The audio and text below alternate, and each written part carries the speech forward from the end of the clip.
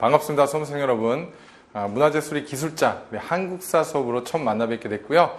여러분들이 이제 정상적으로 이렇게 강의를 순서대로 들었다면은 아무래도 두 번째 과목이 될 거라고 생각이 됩니다. 그래서 문화재 보호 법령 강의 들으시고 그다음에 이제 한국사 이렇게 이제 진행하시는 게 일반적인 순서일 텐데 어쨌든 간 또 새로운 과목이니까 또 새롭게 또 시작을 좀 해보도록 할게요. 그래서 여기 지금 칠판에 나와 있는 건 우리 교재의 구성을 제가 좀 미리 옮겨 놓은 겁니다. 그래서 교재의 구성 사실 어떻게 보면 목차는 그냥 말로 설명드려도 되는 건데 제 강의 방법과 그 다음에 오늘 처음 강의에 대한 내용이 이렇게 이어지기 때문에 이거 좀 맞물려 갖고 설명을 드릴게요. 일단은 교재 구성은 이렇게 구성이 되어 있고요. 강의 순서나 이런 것들이 있죠. 우리가 철저하게 어떤 기획 강의로 진행을 하기 때문에 그냥 책에 있는 내용 그냥 읽어주고 문제 풀고 이런 게 아니라 철저하게 정말 객관적으로 우리가 계획을 해서 최단기간에 모든 내용 이론과 문제를 다 완성할 수 있도록 그렇게 구성을 했기 때문에 조금만 설명드리고 그 다음에 오늘 첫 수업 바로 진행할게요. 그래서 우리 지금 강의 방법은요. 여러분들 첫 번째로는 이제 전체적인 한국사의 흐름을 살펴볼 겁니다. 한국사의 개요를 살펴볼 거예요. 왜냐하면 역사라는 것 자체가 물론 특정 시기에 어떤 일이 있었는지 그런 내용을 딸딸 외우는 것도 중요하지만 차라리 그런 내용 좀 모르더라도 우리 역사가 우리 교과서에 수록되어 있는 역사가 시작이 돼서 그 다음에 어디까지 정리가 되어 있는지 전체적인 흐름과 맥락을 이해하는 거 굉장히 중요합니다. 사실 역사 공부의 어떤 지름길은 여기 있어요. 이게 흐름과 그 다음에 맥락이 이게 자연스럽게 사건사가 연결이 돼야 됩니다. 그래서 이런 내용 때문에 첫 시간에는 전체적인 흐름을 설명할 거고요. 그 다음에 이제 여러분들 전체적인 한국사 개요를 보면서 동시에 집중 요약을 하는 내용들이 있을 거예요. 이 흐름에 대해서 집중 요약을 하는 부분이 있는데 어디가 그렇게 돼 있냐면 자, 요거 좀 설명드리겠습니다. 자, 한국사의 바른 이해는 국사 처음 시작한 데서 굉장히 평이한 내용입니다. 그러니까 역사에 대한 관점을 어떻게 볼 것인지, 그 다음에 과연 역사는 무엇인지, 세계사와 역사하고 어떤 관계가 있는지 이런 것들, 역사에 대한 어떤 전체 흐름 중에서도 어떤 총론에 해당되는 부분이라고 생각하면 될 것 같아요. 자, 여기는 2장에서는요. 구석기 시대부터 신석기 시대 공부하고 청동기 시대 공부하면서 동시에 우리가 철기 시대와 같이 비교를 하면서 청동기 시대 고조선이 이제 우리나라 최초의 국가면서 초기 철기 시대에는요 여러 국가들이 등장하죠. 부여부터 시작해갖고 고구려, 옥조, 동해 뭐 이런 국가들 사만 들어보셨을 거예요. 자, 거기까지 공부하는 내용이 여기 들어가 있습니다. 다시 말하면 자, 여기 보시면 구석기 시대부터 신석기, 그 다음에 청동기, 철기 시대에 대한 사회상을 비교하고요. 그 다음에 청동기 시대에 처음 탄생된 고조선과 그 다음에 여러 국가들 있죠. 방금 설명드린 부여, 고구려, 옥조, 동해 등 여러 국가를 여기서 공부합니다. 그 다음에 이제 통치구조 정치활동은 어떤 내용으로 구성되어 있냐면요. 중앙집권국가, 우리가 고대국가라고 하는 여러분들이 잘 알고 있는 삼국시대 있죠. 삼국. 자, 삼국부터 조선 후기까지 굉장히 오랜 역사를 공부하게 되죠. 조선 후기까지의 사건사를 살펴보게 될게요. 사건사. 연대별로, 연대기별로 어떤 특정한 사건이 있었는지 사건사를 살펴보고요. 마찬가지로 여기서는 이제 그걸 조금 다른 이제 입장에서 본 거예요. 경제생활은 이 시기에 있었던 어떤 뭐 수취제도라든가 토지제도라든가 이런 것들 있죠. 그 다음에 이 사회생활에서는 그 시대 어떤 사회구조가 어땠는지, 신분은 어땠는지 이런 것들 있잖아요. 그걸 살펴보는 거고. 민족문화, 우리 이제 여러분들이 공부하는 어떤 문화재 같은 것들 있잖아요. 석탑이라든가 아니면요 뭐 공예품이라든가 이런 것들 있죠. 무덤이라든가 그거 여기서 살펴보는 거예요. 그러면은 근현대사의 흐름은 어디서부터 시작되느냐? 물론 근현대 이런 근대와 현대인데 시작은 근대사로 시작했죠. 근대사. 그래서 이런 어떤 고대사와 그 다음에 근세, 이러면 근대, 이런 시대별로 나누는 어떤 특징들이 있긴 있는데 그 여기서 설명드리진 않고요. 어쨌든 간에 이 근대사의 첫 시작은요, 여러분들이 알고 있는 고종 있죠. 고종이 집권을 하면서 고종의 아버지 흥선대원군이 어떤 세도 정치를 타파하면서 왕권을 강화하는 이 과정부터 시작해갖고, 우리가 개항을 하게 되고요. 그 다음에 개항을 하면서 일련의 사건사 속에서 그 다음에 일제강점기를 거치게 되고 해방을 하게 되고 정부가 수립되고 이런 과정이 들어가는 거예요. 그래서 근대사의 시작은 바로 흥선대원군의 정책부터 시작을 하더라 이게. 정치부터 시작을 해서 이제 방금 설명드린 현대사까지 이렇게 오는 거예요. 그러면은 집중 요약은 어디를 할 거냐면요. 자, 이렇게 이제 크게 설명드리자면 우리가 문화재 보호 법령에서 봤듯이 저는 문제를 심층적으로 한단 말이에요. 자, 심층 문제 해설을 하긴 할 건데, 국사라는 것 자체가 특수성이 이 흐름과 그 다음에 이 맥락에 대한 연결이 안 되면 아무리 문제를 많이 풀어도 문제를 조금 바꾸면 틀릴 수밖에 없습니다. 그래서 집중 요약은 어디서 할 거냐면요. 첫 번째 집중 요약은 여기 전체적 한국사 개요하는 거. 자, 여기 이제 첫 번째고, 그 다음에 두 번째로는 어디서 할 거냐? 자, 이 부분 할 거예요. 이 부분. 여기. 제 2장 부분 있죠? 그래서 제 2장 부분의 두 번째로 집중 요약을 한번 할 겁니다. 왜냐하면 국사 공부하는 초반부기 때문에 여러분들이 어떤 국사 공부에 어떻게 연결을 해 나가야 되는지, 그 다음에 어떤 걸 중심적으로 암기를 하면 암기해야 되고 어떤 걸 중심으로 이해를 하면 이해를 해야 되는지, 이런 어떤 방향을 잡는 데 있어서 이 두 가지에 대해서 이제 2장 중심으로 하겠지만 1장도 간략하게 언급을 할 거고요. 그 다음에 이 통치구조와 정치활동 있죠? 여기서 한번, 자, 3장 부분. 그래서 세 번째는 제 3장 부분에서 다시 한번 또 전체 흐름 요약을 해드릴 겁니다. 그래야 문제를 풀 수 있어요. 그 다음에 여기 이제 사건사가 잘 정리가 되면 이건 자연히 풀려요. 연결이 되니까. 여기서 또 이제 바로 문제로 들어가면 또 단절이 됩니다. 그래서 네 번째로 제 7장 근현대사 부분에서 다시 한번 또 제가 흐름을 요약해 드릴 거예요. 그걸 포함해서 나머지 것들은 이제 다 문제에서 자세하게 다뤄드릴 겁니다. 연결이 되게 문제 해설을 해드릴 거예요. 할 거예요. 다시 한번 강조드립니다. 국사는요, 특정 어떤 시기에 있었던 어떤 사건이나 용어는 좀 모르더라도요, 전체적인 맥락을 이해하는 게 굉장히 중요합니다. 전체적인 맥락을 이해하고 거기서 살을 붙여나가면서 이걸 연결시켜야 돼요. 그런 의미에서 오늘은 첫 시간에 요거 들어갈게요. 전체적인 어떤 한국사가 어떻게 이루어졌는지. 자, 상상력을 잘 발현을 해보세요. 아니면은 지금부터 거꾸로 역추론을 하든가, 거꾸로 역추론을 해보세요, 한번. 지금 우리의 어떤, 현대사회가 있기 전에는요, 앞으로 더 올라가 보면 정권도 과거로 올라갈 수 있고, 그쵸? 1공화국이 수립되고, 대한민국 광복을 했었고, 그 전에 일제강점기였고, 거꾸로 한번 추론을 해보세요. 그렇게 한번 돌아가 보는 거예요. 그래서, 물론, 여러분들, 그, 역사라는 것 자체가, 어디서부터 시작을 하느냐에 대해서는요, 우리가 한정 짓기 마련입니다. 하지만, 지금 우리는 공부하는 건 한국사이기 때문에 우리가 세계사적으로 공룡이 살았던 시대를 공부할 이유는 없는 거죠. 그렇기 때문에 우리의 한국사가 시작된 건 한반도에 언제부터 인류가 거주했느냐를 살펴보는 데서부터 시작되는 거예요. 그래서 거기부터 들어갈 겁니다. 그러면요, BC, AD 이런 얘기를 하는데 혹시 여기서 뭐 BC가 뭔지 모르고 AD가 뭔지 모르고 그러신 분은 없겠죠. 그래서 보통 우리가 BC 70만 년 전에 이제 구석기 시대가 시작됐다 이런 말을 합니다. 그래서 우리 한반도에 인류가 거주하기 시작한 게 바로 구석기 시대부터예요. 자, 그래서 처음 국사 공부는 바로 이 구석기 시대와 신석기 시대를 비교하는 데서부터 시작이 됩니다. 자, 이 차이는 뭐냐면요. 인류 자체가요, 여러분들이 알고 있는 뭐 남방의 원숭이, 오스트랄로피테쿠스로부터 시작해서 지금의 어떤 호모 사피엔스 이런 인종이 발전해오는 과정에서 여러 가지 특징이 나타나는데, 물론 오스트랄로피테쿠스를 이제 들여다보면은 사람이라고 할 수는 좀 없습니다. 남방의 원숭이인데, 하지만 왜 그래도 그 오스트랄로피테쿠스를 인류의 어떤 기원으로 보냐면요, 원숭이하고 좀 다른 측면이 있죠. 일반적인 우리가 알고 있는 원숭이하고 좀 다른 측면이 직립보행을 한다 이거죠. 직립보행. 그래서 두 발로 다니다 보니까 손이 자유로워지죠. 손이 자유로워지면 이제 어릴 때 왜 피아노 많이 치라고 하잖아요. 두뇌가 발달합니다. 자꾸 도구로 만들게 되고. 그러면서 어떤 인류의 기원을 살펴보게 되는 거예요. 그렇게 시작을 해서 이제 손이 자유로워진 인류가 이제 도구를 만들기 시작하고 언어가 발달하고 그러면서 불도 사용하게 되고 집도 짓게 되고 이렇게 발전하는 거거든요. 그럼 이제 구석기하고 신석기는 둘 다 어떻게 보면 원신이라고 할 수 있는데 석기를 다듬는 정도가 훨씬 다르겠죠. 구석기는 말 그대로 뗀석기를 사용했다 이거예요. 뗀석기를 사용했던 시대예요. 때려쳤어요. 정교하게 갈고 정교하게 다듬고 하는 기술이 있는 게 아니라 말 그대로 뗀석기를 사용했기 때문에 이제 구석기 시대의 특징이 나타나는 거고요. 기타 이 시대의 어떤 생활상들이 많이 있는데 그거는 제가 여기서 정리를 해드릴게요. 집중 요약하는 부분. 지금은 어떤 전체적인 개요를 보는 거니까. 자, 신석기 시대는요, 대표적으로 이제 간석기를 사용한단 말이에요. 석기를 갈기 시작하고, 그 다음에 이때부터 토기를 쓰게 되죠. 그래서 대표적인 토기가 이제 빗살무늬 토기, 이런 것들. 음식을 저장하고 이제 조리를 하게 되더라 이거예요. 농경이 시작되고 정착을 하게 되면서. 자, 기타 여러 가지 이제 경제상이라든가 사회상 이런 것들이 다양하게 나타나는데 전체적인 흐름 위주로 갈게요.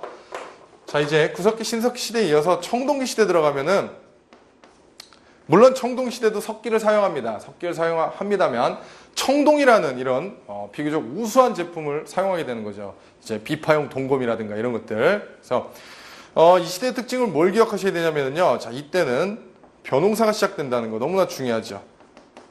그 다음에 이제 청동 제품으로서 반달형 돌칼이 아니라 비파형 동검을 사용한다는 거. 자, 비파형 동검을 사용하고, 그 다음에 기타 토기로서 미송리식 토기라든가 이런 것들 유무를 기억하셔야 되겠죠. 그 다음에 아직까지 청동시대에도 석기를 사용한다 그랬죠. 이때까지 청동 농기구는 없습니다. 청동 농기구는 없다는 측면이 굉장히 중요해요. 그래서 이렇게 큰 흐름을 잡아주시고, 자, 이렇게 발전을 하면서 이제 철기 시대가 도래하는데요. 그래요. 쉽게 말하면 쇠예요, 쇠. 굉장히 날카롭고, 그 다음에 훨씬 더 견고한 거겠죠. 그러다 보니까 철제 농기구와 철제 무기를 통해 이제 농업 생산량이 증가하게 되고요. 그 다음에 이런 무기를 통해 정복 전쟁이 활발하게 일어나다 보니 여러 국가가 등장하더라 이거예요. 여러 국가가 등장하는데 그게 바로 서론에 잠깐 설명드렸던 부여라든가 고구려든가 옥저라든가 동해라든가 사만이란 이런 여러 국가들이 나타나는데, 이게 이제 여러 가지 역사적인 상황과 맞물리긴 하지만 전체적인 흐름을 좀 잘 잡아주세요. 자, 이 청동기 시대는요, 최초로 고조선이라는 국가가 건국되죠. 고조선이 건국되고 나중에 철기 문화를 수용을 하죠. 다시 말하면 고조선은 BC 2333년에 건국이 되죠. 청동기 문화를 기반으로 하면서 위만이 집권하면서 철기를 수용하게 되는 이런 국가인데, 이렇게 좀 잡아보고 계속해서 좀 이어나가 볼게요. 이 철기 시대 들어가는 여러 국가들부터 좀 발전을 좀 시키겠습니다. 자, 이렇게 좀 지도를 그리고요. 맨 위에 이제 숭화강 유역에 부여라는 국가가 있었고, 그 밑에 이제 고구려가 있었죠. 자, 여기 밑에 옥저가 있고, 자, 동해가 있고요. 마한, 진안, 변안에 사만이 있었단 말이에요. 마한, 진안, 변안에 사만이 있었는데, 이게 우리가 이제 두 번째 테마로 넘어오는 게 바로 중앙집권 국가, 고대 국가를 공부하면서 여기에 삼국이 이어져 온단 말이에요. 다시 말하면 부여는 멸망하고 옥저, 동해 다 멸망하고요. 자, 마한에서 백제가 나오죠. 자, 목지국에서 백제국으로, 그죠? 진안의 사로국에서 신라가 나오고, 변안의 구야국이 가야가 되는데, 가야는 어떻게 되나요? 백제하고 신라하고 사이에 낑겨 있었기 때문에 중앙집권 국가로 발전하지 못하고 멸망을 한단 말이에요. 그래서 우리가 고대 국가라 그러면 이제 삼국을 얘기하죠. 이어서 이제 이어져 오는 게 바로 삼국 시대로 넘어오는 겁니다. 자, 이 중앙집권 국가 또는 고대 국가라고 할 때 여러 가지 성격이 있었겠죠. 율령을 반포하고, 그 다음에 불교를 수용하고, 뭐 이런 것들, 관등 체제를 마련하고. 그래서 우리가 여기서 고구려, 백제, 신라를 공부하게 됩니다. 그래서 고구려, 백제, 신라의 이를테면 귀족 합의기구라든가 왕의 업적이라든가 이런 것들 있죠. 그 다음에 삼국의 항쟁사 이런 것들을 공부하게 된단 말이에요. 그래서 이 삼국 항쟁 기간까지 이렇게 같이 공부하면서 백제가 이제 해상 무역을 장악하던 시대부터 고구려의 광개토대왕 장수왕이 나오면서 영역을 확장하고 전성기를 누리며, 나중엔 진흥왕이 한강유역을 탈환하면서 삼국을 통일하는 기반을 마련한 이 과정을 거쳐서 이제 백제가 멸망하고 고구려가 멸망하고 신라가 통일을 하게 되죠. 그러면서 이제 나타나는 게 바로 남북국 시대다. 이게 남북국. 자, 남북국 시대예요. 밑에 통일신라가 위치하고요. 북쪽에는 발해가 위치하죠. 발해. 그래서 이 북쪽에는 발해가 위치하고 남쪽에는 통일신라가 위치하는 이런 형태를 남북국 시대라 그러죠. 그래요. 자, 이 지금 통일을 하기 전에 이때 고구려, 백제, 신라가 서로 항쟁을 하며 상존했던 기간을 이때를 신라 상대라고 한다면 이때부터 신라 중대로 들어갑니다. 다시 말하면 통일 신라 때부터 신라 중대로 들어가요. 그럼 신라 중대하고 하대를 나눌 수가 있겠죠. 신라 중대가 통일 신라 바로 이제 통일 직후고, 통일 신라 하대가 신라 하대겠죠. 같은 시기겠죠. 신라 말이라고도 하고. 자, 그래요. 그래서 이 신라를 이제 상대 또는 중대 이렇게 하대로 나눠본다면요, 신라 중대는 바로 통일 직후라고 보시면 될 것 같아요. 하대는 말 그대로 이제 신라가 굉장히 분열을 하는 기간입니다. 신라가 분열을 하는 기간이에요. 이해되시나요? 자, 중대에는 통일을 한 직후이기 때문에 굉장히 그 왕권을 강화시키면서 지배체제를 구축하는 기간이라면, 하대에는요, 왕권 쟁탈전이 일어나고 지방에서 이제 통제가 되지 않는 세력들이 쉽게 말하면요, 호족들이 이제 성장을 하면서 분열이 되는 이런 시기예요. 자, 무슨 말씀을 드리고자 하냐면요. 이게 분열이 돼서 후삼국 시대가 또 개막이 되는 거죠. 후고구려와 후백제와 자, 이렇게 신라로 이렇게 다시 한번 분열이 되는 이런 양상을 좀 설명드리려고 한 겁니다. 자, 결과적으로 신라는 여러분들 이 지금 후고구려의 이 궁예가 후고구려를 건국하고 견훤이 후백제를 건국을 하죠. 이제 신라 마지막 왕이 경순왕인데 경순왕이 이 후고구려인 이 궁예를 축출하고 왕건이 추대되면서 나라를 고려로 이제 바꾼단 말이에요. 고려한테 경순왕이 투항을 하고요. 후백제 견훤이 투항하면서 후백제와 고려와 싸움을 전투를 하게 되죠. 결과적으로 신라와 후백제 다 멸망하게 됩니다. 그래서 고려가 존속을 하게 되고 발해가 거란에게 멸망하면서 발해 주민이 고려로 다 포섭이 돼요. 다는 아니지만 많은 일정수 부분이. 그래서 이제 고려가 민족을 재통일하는 이런 시기. 자, 이때부터 이제 중세다, 중세시대다 이렇게 표현을 합니다. 물론 중세라고 하는 이유가 있습니다만 지금은 전체 흐름 좀 잡아주세요. 고려에 들어오면은요, 여러분들이 기억을 하셔야 될 게 뭐냐면 고려에는 첫 번째로 지배계층 변천사 속에서 모든 것들이 어떤 역사적인 사건이 다 들어있습니다. 그래서 지배계층 변천사를 기억을 하셔야 되고요. 그 다음에 고려의 대외관계가 굉장히 중요합니다. 그래서 이 대외관계를 반드시 기억을 하셔야 돼요. 그래서 지배관계 변천사 간략하게 먼저 설명드리고 넘어갈게요. 자, 이를테면 제가 말씀드렸던 어떤 신라 하대에 호족이 성장한다 그랬죠. 그래서 이 호족부터 문벌귀족까지, 그 다음에 이제 문벌귀족에서 무신, 그 다음에 신원파 권문세족부터 이 신진사대부로 나아가는 이 과정, 그래서 지배계층의 변천사 속에서 대다수의 모든 사건사들이 다 들어있습니다. 다 들어있어요. 자, 그것까지만 설명드리고 일단 흐름만 잡아볼게요. 어쨌든 이 고려의 대외관계가 굉장히 중요한데요. 이 거란과의 어떤 강동 육주를 획득하는 과정, 그 다음에 여진족을 정벌하는 과정, 그 다음에 이 몽고와의 어떤 항전 과정, 그죠? 그 다음에 몽고, 여러분들 아실 거예요. 몽고 원나라가 되죠, 나중에. 우리가 몽고와의 어떤 그 전쟁 속에서 강화도로 천도하고 8만 대장경을 조판하고요. 그 다음에 삼별초까지 항쟁했던 이 과정. 그 다음에 이어서 이 중국의 원나라하고 명나라가 교체되는 시기에 홍건적과 왜구가 줄기차게 쳐들어오죠. 홍건적과 왜구가 침입하면서 이제 요걸 격퇴하는 과정에 신흥무인 세력이 성장을 하게 된단 말이에요. 신흥무인 세력. 이를테면 이성계라든가 최영 같은 사람들 들어보셨을 거예요. 조민수라든가. 자, 결과적으로 고려 다음에 여러분들 조선으로 넘어가는 과정에 궁극적인 어떤 주체 세력이 바로 이 신진사대부와 신흥무인 세력입니다. 그래서 신진사대부와 신흥무인 세력이 힘을 합쳐서 조선을 건국하게 되죠. 하지만 신진사대부는 다 같은 신진사대부가 아니다 이거예요. 고려 왕조를 계속해서 유지하고자 주장했던 온건파 사대부가 있고요. 고려 왕조를 부정하고 조선 건국을 적극적으로 주장을 했던 혁명파, 급진개혁파 사대부가 있죠. 쉽게 말하면 온건파는 조선 왕조 건국에 반대했기 때문에 줄을 잘못 쓴 거죠. 자, 혁명파 사대부와 이성계가 힘을 합쳐서 바로 조선을 건국하게 됩니다. 그럼 이제 조선으로 들어가야겠죠.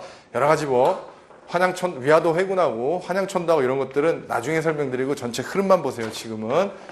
자, 이제 조선으로 들어오면은요, 지금 방금 설명드렸던 이 온건파 사대부가, 그 다음에 혁명파 사대부가 각각 다른 세력을 형성하는데, 혁명파 사대부는 여러분들 조선 건국을 적극 주도했던 세력들이라고 그랬잖아요. 쉽게 말하면 개국공신이죠. 이들이 훈구파가 됩니다. 국가에 훈공이 있다 이거예요. 그래서 주로 공교육을 통해 양성되기 때문에 관학파라고 표현을 해요. 자, 이들은 줄을 잘못 썼기 때문에 관직이 떨어지지 않았겠죠. 지방으로 내려앉아서 열심히 공부나 합니다. 선비사자, 수플림자 써서 이들이 바로 살인파가 되는 거죠. 지방에서 향교라든가 서원 같은 사교육을 통해서 양성이 돼서 사학파라고 이제 이름을 짓죠. 16세기 성종 때를 전후해서 그동안의 어떤 관학파가 쥐고 있던 이런 독점적인 어떤 관직이라든가 이런 권력들이요, 어떤 비리가 나타나게 되고요. 이들이 이제 대도하면서 이들의 비리를 계속해서 고발하고 폭로하면서 성장을 하게 돼요. 그러다 보니까 둘이 한바탕 싸움을 하게 되죠. 그게 바로 사화입니다. 살인파가 훈구파와 싸워서 화를 입은 사건이 이제 4번, 대표적인 사화가 4번 있는데, 그게 바로 사화입니다. 사화. 사림이 화를 입은 사건인데, 자, 하지만 여러분들, 이 사림은 지방에 내려앉아서 성리학이라는 이런 엄청난 자기들만의 어떤 무기를 굉장히 연구한단 말이에요. 다시 말하면 굉장히 철학적인 관점이 뚜렷한 이런 세력들이에요. 이런 어떤 유교적인 그 다음에 이런 어떤 학문적인 식견을 바탕으로 이들은 계속해서 요직으로 진출하게 되는데요. 그러다 보니까 나중에는 이제 사림파가 집권을 하게 되고요. 결과적으로 어떤 현상이 나타나느냐? 관직수는 한정되어 있는데 계속해서 사림들은 정계에 진출하려고 하다 보니까 붕당 정치가 나타나죠. 사림들끼리 자기들끼리 당파 싸움을 하는 붕당 정치가 나타나다 보는 거예요. 그래서 이러한 붕당 정치가 초기에는 어떤 이념 대결로서 공론을 형성하고 그게 왕에게 올라가면 정책으로 채택되고 이런 형태가 됐는데 나중에는 서로 자기들의 이권을 위해서 상대당을 일당 전제화, 몰락시키는 이런 형태가 가는 거죠. 그러다 보니까 왕이 어때요? 나중에는 붕당이 위태롭다 보니까 이러다가는 내 왕이 마저 위태롭겠구나. 이러다가 나라가 멸망하겠구나. 그래서 제기한 게 바로 탕평정치 또는 탕평책이죠. 왕도탕탕, 왕도평평의 약자인데 그런 겁니다. 어떤 왕권의 힘으로써 붕당 간의 세력을 적극적으로 유지하려는 세력을 균형을 맞추려는 그런 정책을 이제 탕평책이라고 그러는데 여기서 이제 여러분들 유명한 왕이 바로 영조하고 정조죠. 그래서 영조하고 정조 이 사이에는 이제 여러분들이 잘 알고 있는 뒤주에 갇혀서 돌아가신 사도세자가 여기 끼어 있죠. 그래요. 우리 이제 역사를 공부하시는 분들뿐만 아니라 한간에 그런 얘기를 많이 얘기합니다. 정조사후에 제대로 된 왕 없다 이런 얘기를 해요. 왜 그러냐면 정조사후에 나이 어린 왕이 즉위하다 보니까 꼬맹이가 10살, 12살짜리가 정치를 하면 뭘 하겠습니까? 그러다 보니까 일부 유력 가문들이 나이 어린 왕을 이용해갖고 관직을 독점하는 기형적인 형태가 나타나는데 그게 바로 세도정치입니다. 세도정치로 이어지는 거예요. 자, 이렇게 올라가 볼게요. 세도정치. 보세요. 외척 가문이 권력을 독점하는 형태예요. 다시 말하면 왕권은 실추되고요. 다시 말하면 왕권은 굉장히 하락이 되고요. 그 다음에 자 보세요. 왕이 어떤 왕권을 제대로 쥐고 정치를 하지 못하기 때문에 굉장히 그 기강이 해이해지겠죠. 매간 매직이라든가 탐관오리들의 스타리라든가 이런 것들이 있죠. 기강이 굉장히 해이해진단 말이에요. 여기까지가 조선 후기입니다. 여기까지가 조선 후기예요. 이제 이어서 나오는 게 근현대사로 들어갑니다. 자, 근현대사 들어가면 누구부터 등장한다 그랬어요? 자, 세도 가문이 여러분들 3대입니다. 지금 다 외우실 필요 없고요. 순조, 헌종, 철종의 3대 60년간이 이제 세도 정치기인데 자, 이제부터 근대사로 들어가요. 근대사. 근대사 시작은 흥선대원군이라고 그랬죠? 자, 이 다음 왕이 누구냐면 고종이에요. 고종이 집권하면서 흥선군 이하응이 대원군으로서 원래 이 살아있는 사람한테는 호칭을 주지 않는데 어쨌든 대원군 그래서 흥선대원군으로서 이제 집권을 한단 말이에요. 흥선대원군이 제일 먼저 한 게 뭐냐면요 이거예요. 떨어진 왕권을 회복하고 그 다음에 기강을 바로잡는 거예요. 제일 먼저 뭘 했겠어요? 세도감을 축출해냈겠죠. 그래서 여기서부터 시작되는 거예요. 그래요. 어쨌든 간에 이 흥선군은요 실추된 왕권을 회복하고 기강을 바로잡음으로써 민생을 안정시키고자 하는데 최대의 목적을 뒀습니다. 그러면서 추구했던 게 자, 이 시기가 되면서 이양선이 출몰한단 말이에요. 서양의 선박들이 이제 조선을 어떤 하나의 개척지로 보고 더 많은 어떤 상품 시장을 확보하기 위해서 우리랑 교역을 제의하는데 흥선군 하면 기억나는 게 뭐예요? 통상교섭 거부 정책이죠. 쉽게 말하면 여러분들이 한 번씩 들어보신 쇄국, 국가의 문을 꽉 닫는 거죠. 그래요. 자, 하지만 그런 과정을 거쳤음에도 불구하고 흥선군이 물러나고 이제 명성황후 세력이 대두하면서 이게 하필이면 우리가 또 문호 개방을 꼭 닫았는데도 불구하고 최초로 문호를 개방한 게 이제 바로 일본이죠. 그래서 이제 여기서 개항기로 이어진단 말이에요. 개항기. 일본의 어떤 운요 사건을 계기로 강화도 조약이 체결되면서 최초로 개항을 하게 된단 말이에요. 자, 개항을 하게 되면서 우리나라가 점점 어떤 일본의 어떤 이권의 장으로서 전락을 하게 되는데 그러면서 나타난 여러 가지 사건사들이 많이 있습니다. 그 사이에 있었던 거, 뭐 이모군란이라든가 갑신정변이라든가 뭐 가부개혁이라든가 한번 들어보셨을 거예요. 뭐 을미사변이라든가 그 다음에 고종 황제가 러시아 공산으로 피신하는 아간파천이라든가 이런 쭉 과정을 거치면서 이제 일제강점기로 들어가게 되는 거죠. 1910년부터 일제강점기. 그래서 1910년부터 해방 이전까지, 그래서 1945년까지 이제 일제강점기 하에서 우리가 어떤 수탈을 당했는지, 그 다음에 우리가 어떤 우리 자주성을 회복하기 위한 그런 어떤 발버둥 또는 노력은 어떤 게 있었는지, 대표적으로 3.1운동이라든가 그 다음에 뭐 60만세 운동이라든가 이런 것들 여러 가지 있죠. 민족 실력 양성 운동이라든가 무장투쟁론이라든가 이런 것들. 그래서 이런 과정을 거치면서 궁극적으로 어때요? 일본이 나가사키와 히로시마에 핵폭탄을 먹고 광복을 이제 무조건 항복을 한단 말이에요. 그럼에 따라 우리나라는 1945년 8월 15일 날 광복을 맞게 되죠. 그래서 광복 직후의 어떤 시련들, 이를테면 우리 어떤 뭐 신탁 통치안이 제기되고 이런 것들 있죠. 그 다음에 이념 갈등이, 이념 대립이 나타나면서 6.25 전쟁이 발발하고 이런 것들 여러분들 과정을 쭉 거치는 거예요. 그러면서 이제 지금의 어떤 정부 수립부터 1공화국부터 그 다음에 지금의 어떤 현대사회까지, 주로 국사는 여러분들 뭐 최근에 여러분들이 어떤 뭐 정권까지 기억해야 되느냐, 그건 정치학에 들어가고요. 그런 부분은 역사는요, 대체적으로 어떤 세계사적으로 어떤 영향을 줬거나 아니면은요, 시간이 그래도 어느 정도 지났거나 하는 것들을 다루죠. 그래서 대체적으로 우리 수험서에서는요, 2000년 6.15 남북 공동선언까지 정도로 다루고 있습니다. 여러분들이 살고 있는 뭐, 바로 뭐 며칠 전에 일 이런 거 다 기억해야 되는 게 아니라, 그래서 이게 지금 설명드린 한국사의 전체 흐름입니다. 이걸 기억하셔야 우리가 이제 여기서 조금씩 가지치기를 하는 거예요. 그때그때 공부할 때마다 예를 들면 우리가 마지막에 근현대사 정리한다 그랬잖아요. 그럼 이제 여기 안에서 또 세부적으로 또 나가보는 거예요. 그래서 이런 큰 흐름을 잘 기억해 주셔야 역사 공부하는데 여러분들이 제가 뭘 설명드리는지 이게 흐름을 알 수 있어요. 그걸 알아야 돼요. 이게 딱 어떤 내용이 나오면 그 사건이 특정 어떤 일이 있었던 것만 기억하는 게 아니라 전후관계를 알 수 있어야 돼요. 이게 어떤 사건 다음의 일이고 그 다음에 뭐가 있었고 이 전엔 뭐가 있었고 이런 전후관계가 딱 나와줘야 돼요. 잘 모르더라도 최소한 고려가 나오면 이거는 삼국 다음의 일이고 조선 전의 일이구나, 이 정도라도 나와줘야 역사학습에 발전이 있습니다. 그래서 오늘 참 원래 여러분들 제 수업을 좀 들어보시면 아시겠지만, 바로 앞에 문화재법령 보시면 아시겠지만 첫 시간이 좀 빡셉니다.